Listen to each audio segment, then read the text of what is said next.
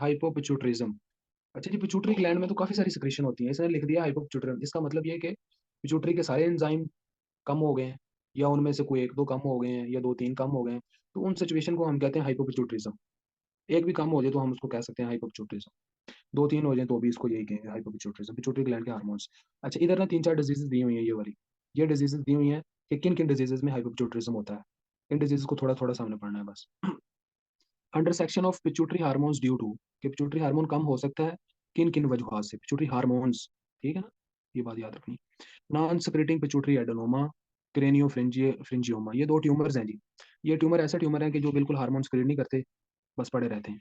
वरना mostly tumour tumour जो है ना वो हार्मोन स्क्रीन करते हैं, और बहुत ज्यादा स्क्रीन करते हैं। ये बड़ी बात याद रखना, ये बहुत कम ट्यूमर होते हैं जो नॉन स्क्रीटिंग होते हैं। शिहान सिंड्रोम, ये पता क्या होता है? ये ना, ये होता है ये कि जब लेडी प्रेग्नेंट होती है ना कोई, उसमें हार्मोनल चेंजेस आते हैं। बिफोर प्रेगनेंसी ये उसके पिट्यूटरी का साइज था, प्रेगनेंसी की वजह से हार्मोनल चेंजेस आए हैं और पिट्यूटरी के साइज में इजाफा हो गया, हाइपरप्लेसिया हो जाता है।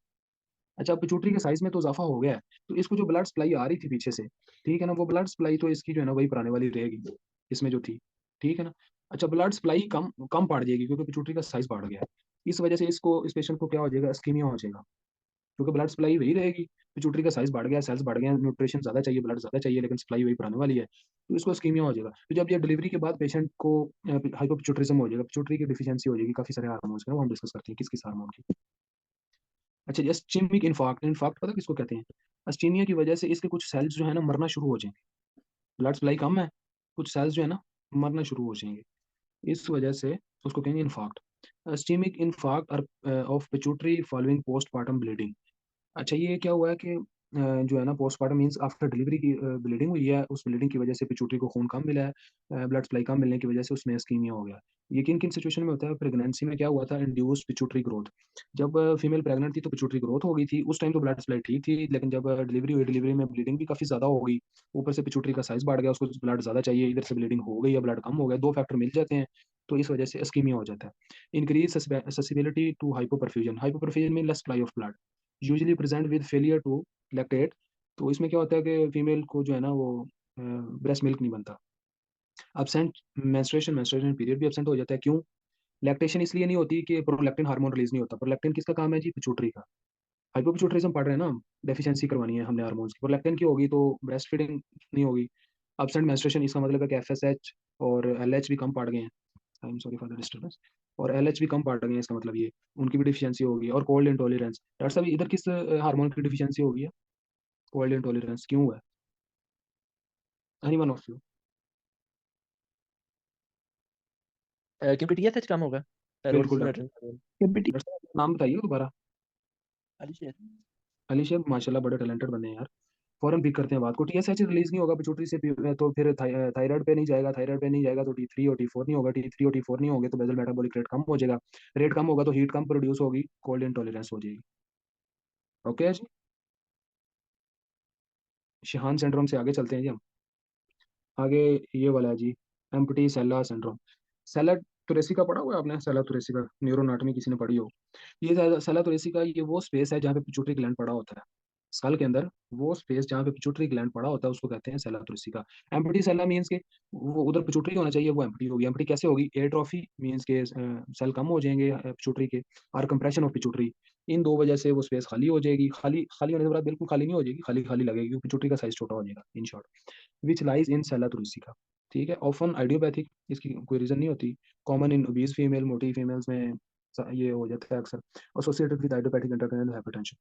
हाँ, कुछ पेशेंट्स ऐसे भी हैं जिनको ये प्रॉब्लम हुई है, उनको पहले ये मसला बना था, आइडियोपैथिक इंट्राक्रैनियल हाइपरटेंशन। अच्छा जी, आगे क्या क्या पढ़ते हैं जी? पिट्यूटरी एपोप्लेक्सी, ये पता क्या होता है? सडनली किसी कोई वेसल रप्चर हो जाती है, उसकी वजह से पिट्यूटरी को ब्लड नहीं मिलता। Often present on existing pituitary adenoma. Bleeding की वजह क्या हो सकती है? पहले से मौजूद कोई ट्यूमर जिसकी वजह से ब्लीडिंग हो गई है, सडन हेमरेज हो गया। आई एम सॉरी, गम थोड़ा ज़्यादा ही लगता होगा इधर ना। अच्छा। अच्छा जी, सडन हेमरेज हुआ है, किसकी वजह से हुआ है? मे बी पिट्यूटरी एडिनोमा, पहले से कोई ट्यूमर पड़ा हुआ था, उसकी वजह से क्या होगा जी? Usually present with sudden onset of severe headache, बहुत ज़्यादा हेडिक हो जाएगा। विजुअल इंपेयरमेंट हो जाएगी, किस तरह की? Bitemporal hemianopia. Hemianopia bitemporal पता कैसे होता है? ये वैसे आई का टॉपिक है, जस्ट इसको मैंने बताना है मीन्स के, ये हमारी होती है ना आंखें, ये ये हमारे दो दो नैन है। ठीक है, बड़े गंदे से नैन। अच्छा, ये आंखें होती है ना, तो ये स्कल होता है, ये स्कल की इधर टेम्पोरल बोन होती है। तो टेम्पोरल ये साइड का मतलब ये साइड, तो ये जो हमारे हैं ना, ये दोनों टेम्पोरल साइड्स इधर से नजर आना बंद हो जाएगा, इसको कहते हैं बाई टेम्पोरल। दोनों साइडों के टेम्पोरल की तरफ हेमी मीन्स के सेम साइड, इस आई की भी यही साइड है, इस आई की भी यही साइड है, हेमियोनोपिया। ठीक है जी। नेक्स्ट चलते हैं जी हम। इसमें नेक्स्ट क्या है जी, डिप्लोपिया, डबल नजर आना शुरू हो जाएगा। क्यों? सेंट्रल वर्सेस थर्ड मीन्स के ओक्लोमोटर, ओक्लोमोटर का नाम है जी सेंट्रल नंबर 3, उसकी वजह से। और क्या हो जाता है जी, फीचर्स ऑफ हाइपोपिट्यूटरिज्म, ये रिजल्ट है ये एंड, क्योंकि हम क्या पढ़ रहे हैं, हाइपोपिट्यूटरिज्म। ये सारे डिजीज सडन हेमरेज की वजह से हुई, और एंड रिजल्ट क्या आएगा जी, हाइपोपिट्यूटरिज्म। हाइपोपिट्यूटरिज्म और किस वजह से हो सकता है, ब्रेन इंजरी, रेडिएशन। ट्रीटमेंट कैसे करना है? अच्छा, ये बड़ी कम्प्लेक्स सी डिजीज है कि पिट्यूटरी के इतने ज्यादा हार्मोन है, पता नहीं कौन कौन सा कम हो गया। तो जो जो कम होंगे वो हमने इंजेक्ट करने हैं। किस तरह से? हार्मोन रिप्लेसमेंट थेरेपी करनी है जी। अगर कार्टिसोल कम हुआ है तो कार्टिकोस्टेरॉइड इंजेक्ट करने हैं, अगर टीएसएच कम हुआ है तो हमने थायरोक्सिन देना है उसको। Thyroxine mean tablet of T4। Okay. अच्छा जी। सेक्स स्टीरॉइड्स, अगर उसमें ADH LH वगैरह कम हो गए हैं तो सेक्स स्टीरॉइड देने हैं हमने उसको। अगर GH कम हो गया, ग्रोथ हार्मोन, तो हमने उसको ग्रोथ हार्मोन देना है। तो ये इसका ट्रीटमेंट है, जो हार्मोन कम होगा वो हमने उसको देना है, थेरेपी करनी है, हार्मोन रिप्लेसमेंट थेरेपी। नेक्स्ट है जी एक्रोमिस।